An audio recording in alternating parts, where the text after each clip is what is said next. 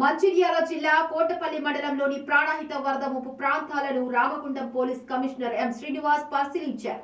తెలంగాణ మహారాష్ట్ర అంతరాష్ట్ర సరిహద్దు వంతెనను సందర్శించారు. అనంతరం అర్జునగుట్ట వద్ద గల పెరి పాయింట్ ను పరిశీలించారు. ప్రాణహిత నది ఉధృతంగా ప్రవహిస్తున్న నేపథ్యంలో నదీ పరివాహక ప్రాంతంలో ఎటువంటి ప్రాణ నష్టం కలగకుండా ముందస్తు చర్యల భాగంగా ఎన్డీఆర్ఎఫ్ దళాలను మోహరించారు. లోతట్టు ప్రాంతాల ప్రజలు అప్రమత్తంగా ఉండాలని సిపి సూచించారు. అవసరమైతేనే తప్ప ఇంట్లో నుంచి బయటకు వెళ్లకూడదని తెలిపారు.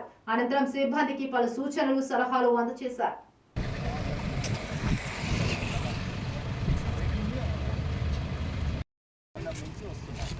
అట్లా పోతే ట్రైన్ వచ్చినప్పుడు ఎదురు బంధం కూడా కట్ రాచర్ల మున్కల్ నిన్న పోయింది రాచర్ల తర్వాత వేమంతం దాటిన తర్వాత సుల్కుంటామండి ఆ సుల్కం కాడ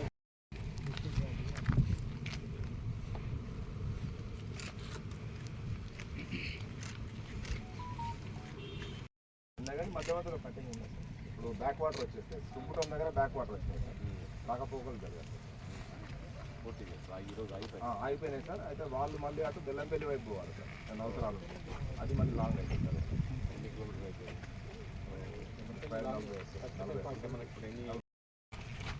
మన ఫారెస్ట్లో పడ్డదేని